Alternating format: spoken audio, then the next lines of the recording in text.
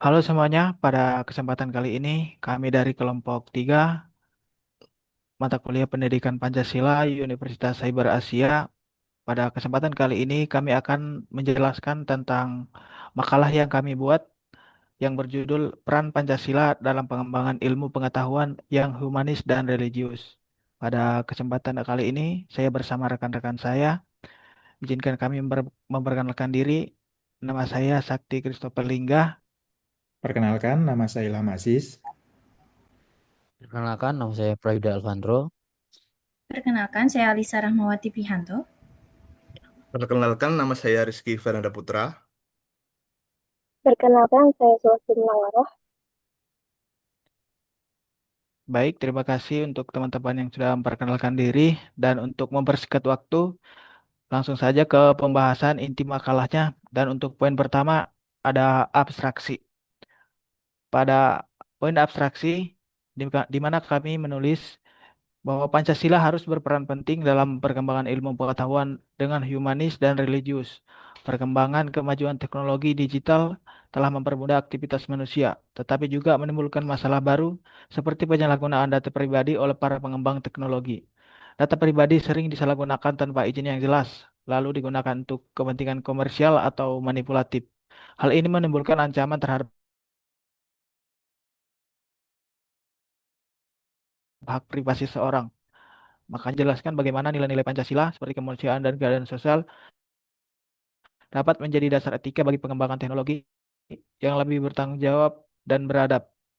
Dan makalah ini menggunakan pendekatan deskriptif kualitatif dengan studi literatur terhadap fenomena digital saat ini untuk mengkaji isu perlindungan privasi dan relevansinya dengan nilai-nilai Pancasila. Dan dalam makalah kami mengambil dua rumusan masalah. Yang pertama ada penyebab kurangnya transparansi dan penghormatan terhadap privasi dalam praktik pelacakan digital. Dan poin yang kedua ada relevansi masalah terhadap eksistensi Pancasila saat ini. Yang kedua, ya untuk yang pertama, penyebab kurangnya transparansi dan penghormatan terhadap privasi dalam praktik pelacakan digital. Di mana di era digital saat ini praktik pelacakan data atau behavior tracking melalui retargeting iklan dan menggunakan cookies semakin marak. Sayangnya banyak di antara praktik tersebut dilakukan tanpa persetujuan eksplisit dan tanpa pengetahuan pengguna. Hal ini menyebabkan pelanggaran terhadap hak privasi individu dan memunculkan dominasi komersial oleh pihak tertentu yang dapat memperdalam ketimpangan sosial. Tidak hanya kendali pengguna yang dibatasi, namun juga tidak adanya edukasi yang cukup tentang bagaimana data mereka digunakan. Permasalahan ini menunjukkan lemahnya penerapan nilai-nilai Pancasila seperti kemanusiaan adil dan beradab, keadilan sosial bagi seluruh rakyat Indonesia, serta persatuan Indonesia dalam ruangan digital yang semakin mempengaruhi kehidupan masyarakat. Dan untuk yang poin yang kedua, di mana permasalahan privasi, data, dan pelacakan digital tanpa kontrol merupakan tantangan baru bagi eksistensi Pancasila sebagai dasar negara dan panduan moral masyarakat Indonesia. Dalam konteks ini, nilai-nilai Pancasila diuji apakah mampu menjadi pedoman dalam menghadapi perkembangan teknologi yang sangat cepat. Ketika praktik pelacakan dan data mengabaikan prinsip kemanusiaan, keadilan sosial, dan persatuan, maka Pancasila perlu ditegakkan kembali agar teknologi tetap berlandaskan etika dan martabat manusia. Kajian ini menegaskan bahwa penjelasan tidak hanya relevan sebagai simbol ideologi, tetapi juga sebagai kerangka etis dalam pengambilan kebijakan dan pengembangan teknologi yang berkeadilan dan memanusiakan manusia. Dan untuk tujuan kajian akan dijelaskan oleh teman saya. Silakan Mas Yuda, diberikan waktu Izin, dan kesempatan. izin dan untuk tujuan kajian kita membagi dalam tiga kelompok. Yang pertama itu mengkaji peran Pancasila dalam menghadapi isu kontemporer privasi data digital. Yang kedua, menawarkan strategi penerapan nilai Pancasila dalam teknologi digital. Yang ketiga, mendorong kolaborasi antar pemangku kepentingan untuk menjaga nilai-nilai Pancasila. Dalam mengkaji peran Pancasila dalam menghadapi isu kontemporer privasi data digital, eh, bagaimana kita bagaimana kita menyikapi dalam sila kedua, ketiga, dan kelima dapat menjadi landasan dalam menyusun regulasi pembentukan etika digital, serta meningkatkan literasi masyarakat dalam bidang teknologi. Dengan demikian, Pancasila hanya menjadi warisan ideologis, tapi juga dapat diterapkan secara konkret dalam menjawab persoalan kontemporer di bidang teknologi informasi.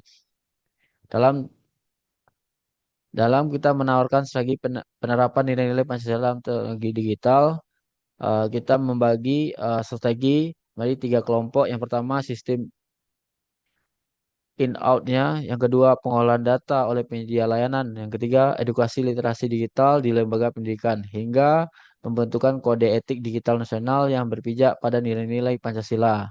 Supaya uh, penting agar teknologi perkembangan tanpa mengorbankan etika, keadilan, dan persatuan sosial. Yang ketiga, kita mendorong kolaborasi antara pemangku kepentingan untuk menjaga nilai Pancasila di era digital. Dalam hal ini, semua pihak perlu sadar bahwa perkembangan teknologi tanpa nilai-nilai Pancasila berpotensi menciptakan eksploitasi data, fragmentasi sosial. Oleh karena itu, Pancasila perlu ditetapkan sebagai pedoman lintas sektor dalam pengambilan keputusan dan pengolahan teknologi berbasis data. Saya kembalikan kepada moderator. Ya, terima Baik, kasih untuk latar belakang akan saya jelaskan, di mana di era digitalisasi ini kita sangat dimanjakan oleh berbagai aplikasi yang memudahkan aktivitas sehari-hari. Tapi, pernahkah kalian mengalami hal ini? Setelah mencari sebuah produk di satu platform, tiba-tiba iklan berupa muncul di platform lainnya. Kok bisa? Fenomena ini dikenal dengan retargeting atau remarketing, yang memanfaatkan teknologi bernama cookie. Cookie ini merekam aktivitas online kita, sehingga pengiklan bisa menampilkan iklan secara relevan di situs-situs lainnya. Dari sudut pandang bisnis, mungkin ini sangat efektif.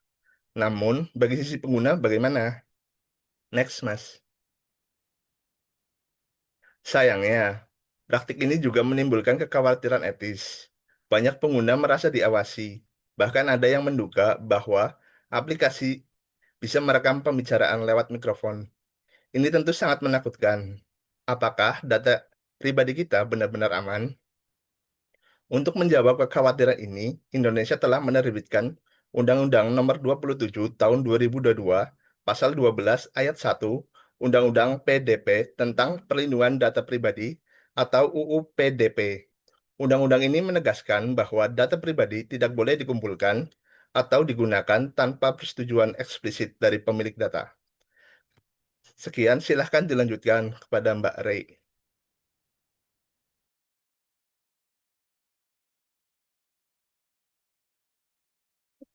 Dalam merespon fenomena ini, tanggung jawab dalam pemenuhan etika sains dan nilai kemanusiaan harus dipenuhi, bukan hanya pada ilmuwan, namun juga di level sistem atau penyedia layanan.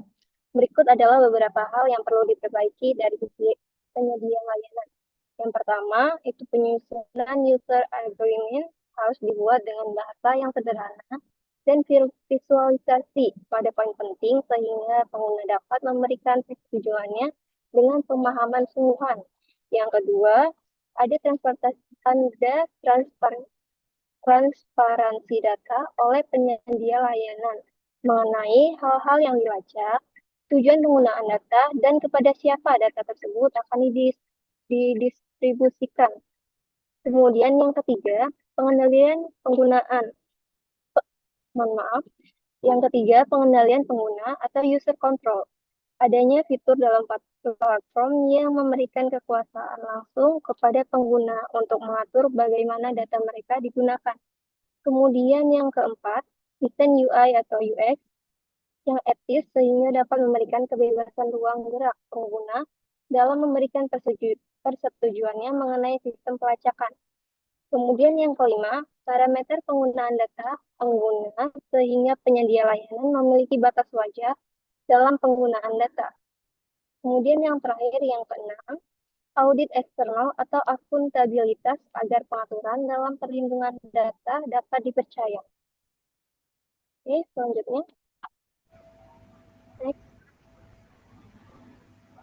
Selanjutnya, masuk kepada identifikasi nilai Pancasila yang relevan dan langkah strategis. Dalam pengembangannya, teknologi seharusnya tidak difokuskan hanya untuk keuntungan ekonomi semata yang mengobjektifikasi manusia sebagai targetnya, melainkan harus dapat memanusiakan manusia dengan menjunjung hak privasi, rasa aman, serta keadilan informasi. Oleh karena itu, dibutuhkan tanggung jawab etik dari para ilmuwan dan pengembang teknologi untuk memastikan bahwa inovasi yang diciptakan tidak akan merugikan. Jika ditinjau dari sudut pandang Pancasila, praktik behavior tracking dapat transparansi dan kontrol dari pengguna dapat menyalahi nilai-nilai yang terkandung dalam Pancasila. Boleh di next? Oke, terdapat 3 nilai Pancasila yang dilanggar dalam praktik behavior tracking tanpa transparansi dan kontrol. Pertama adalah nilai kemanusiaan dalam sila kedua. Karena pemberlakuan pengguna sebagai objek yang dimanfaatkan datanya demi keuntungan material, fenomena ini membuat prinsip adil dan beradab tidak dapat ditegakkan. Kedua, nilai sosial pada sila kelima. Fenomena ini jelas hanya menguntungkan bagi platform besar tanpa imbal balik yang adil untuk masyarakat. Karena mereka memiliki akses untuk menjual data, pembuatan iklan yang lebih akurat, hingga menguasai pasar. Ketiga, nilai persatuan dalam sila ketiga. Praktik behavior tracking ini memiliki ruang negatif yang dapat digunakan untuk manipulasi opini publik karena adanya peluang disinformasi berdasarkan minat pribadi. Sehingga akan tercipta polarisasi sosial yang hanya memperkuat sudut pandang tertentu, sehingga masyarakat dapat terkotak-kotakan secara digital. Dari pelanggaran nilai-nilai Pancasila yang dijelaskan sebelumnya, mohon maaf bisa di next? Oke, dari pelanggaran nilai-nilai Pancasila yang dijelaskan sebelumnya, dapat dipahami bahwa dalam fenomena ini banyak elemen yang harus berkontribusi dalam pemberantasannya. Berikut merupakan langkah-langkah strategis yang berakar pada nilai-nilai Pancasila untuk merespon fenomena tersebut. Pertama, ada kewajiban sistem opt-in and opt-out. Kedua, regulasi pemerintah dalam transparansi data. Ketiga, edukasi literasi digital dan privasi data. Keempat, pengembangan etika digital, dan yang terakhir adalah kolaborasi multi pihak. Baik, untuk melengkapi pembahasan pada presentasi kali ini, izinkan saya pada akhirnya untuk menyampaikan kesimpulan dari makalah kami. Seperti yang kita ketahui sebelumnya, bahwa perkembangan teknologi memang membawa banyak sekali kemudahan. Tapi ini juga merupakan tantangan serius, terutama dalam hal perlindungan data pribadi. Banyak sekali praktik pelacakan dilakukan tanpa persetujuan pengguna, dan bahkan hal ini termasuk jelas melanggar hak privasi. Untuk itu, nilai-nilai Pancasila seperti kemanusiaan, keadilan sosial, dan persatuan harus dijadikan pedoman dalam menyikapi isu tersebut. Pancasila bisa menjadi dasar moral untuk menciptakan ruang digital yang lebih etis dan adil. Walaupun kita sudah memiliki perundang-undangan UU PDP, Perlindungan Data Pribadi, sebagai dasar hukum kita, pada pelaksanaannya masih perlu diperkuat dengan adanya edukasi masyarakat, desain sistem yang transparan, serta pengawasan yang lebih ketat lagi. Dan yang paling penting, penyedia layanan digital harus bertanggung jawab penuh. Mereka harus menyusun perjanjian pengguna yang mudah dipahami, memberikan kontrol atas data kepada pengguna, dan menghindari desain antarmuka yang manipulatif seperti yang disampaikan sebelumnya. Demikian kesimpulan daripada pembahasan kami. Semoga hal ini bisa menjadi bahan refleksi kita bersama untuk menciptakan teknologi yang tidak hanya canggih, tapi juga beretika dan manusiawi serta berlandaskan kepada Pancasila.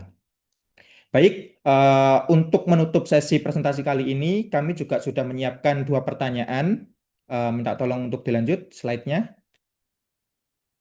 Nah, ada 2 pertanyaan sebagai bentuk refleksi sekaligus pendalaman materi yang kita sampaikan pada malam hari ini. Yang pertama, bagaimana praktik behavior tracking tanpa transparansi yang dapat melanggar nilai-nilai Pancasila? Seperti yang kita ketahui bahwa praktik ini jelas melanggar beberapa sila Pancasila. Pertama, ini jelas melanggar sila yang kedua, yaitu terkait kemanusiaan yang adil dan beradab. Hal ini dilanggar karena pengguna diperlakukan sebagai objek, bukan sebagai subjek yang punya hak atas datanya sendiri. Yang kedua, praktik ini juga jelas melanggar daripada sila kelima, keadilan sosial, yang mana hal ini belum ditegakkan secara maksimal, karena keuntungan hanya dinikmati oleh pihak platform, sedangkan masyarakat tidak memperoleh manfaat yang setara. Dan yang terakhir, hal ini juga melakukan pelanggaran atas dasar sila ketiga, yaitu terkait persatuan Indonesia, yang mana kita terancam karena adanya perlacakan data ini, yang bisa digunakan untuk manipulasi opini publik dan menciptakan polarisasi di tengah masyarakat digital kita. Sehingga itu bisa memecah belah persatuan yang sudah kita junjung pada sila ketiga Pancasila. Seperti itu. Berikutnya ada pertanyaan yang kedua. Baik, pertanyaan kedua adalah apa solusi strategis berbasis Pancasila untuk menghadapi isu pelanggaran privasi digital?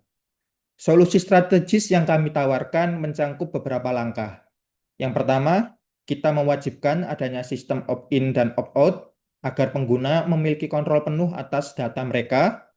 Yang kedua adalah kita juga perlu adanya tanggung jawab juga dari pemerintah berupa regulasi yang lebih tegas untuk mendorong adanya transparansi pengelolaan data daripada data-data masyarakat yang dipergunakan oleh pihak ketiga atau pihak aplikasi. Berikutnya adalah edukasi literasi digital kepada masyarakat, terutama kepada para pengguna, agar mereka sadar akan hak privasi mereka. Terus berikutnya ada juga pembentukan kode etik digital.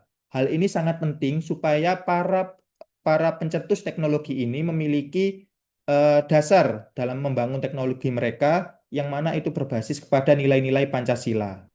Dan yang terakhir, yang paling penting adalah adanya kolaborasi dan persatuan antar semua pihak, baik itu pemerintah, penyedia layanan atau pengembang aplikasi, dan yang terakhir adalah masyarakat sebagai penggunanya. Hal ini perlu diciptakan untuk membuat sebuah ruang digital yang sehat, lebih adil, dan manusiawi. Baik, demikian untuk dua pertanyaan ini. Semoga bisa memperkuat pemahaman kita, terutama tentang pentingnya pelindungan data pribadi, terutama dalam aspek-aspek penerapan nilai-nilai Pancasila yang ada di dalamnya. Saya rasa sudah cukup presentasi dari kita semua. Demikian presentasinya kami sampaikan terkait Pancasila dan tantangan perlindungan privasi di era eksploitasi teknologi. Semoga apa yang kami sampaikan dapat membuka wawasan kita semua terkait pentingnya perlindungan data pribadi dan juga memahami bahwa saat ini perkembangan teknologi sudah melaju sangat pesat. Namun, hal itu tidak menghapus nilai-nilai Pancasila yang tetap relevan sebagai pedoman etis kita semua. Demikian apa yang kami sampaikan. Semoga hal ini dapat bermanfaat bagi kita semua. Atas kurang dan lebihnya dalam kami menyampaikan presentasi, kami ucapkan mohon maaf dan terima kasih. Wassalamualaikum warahmatullahi wabarakatuh.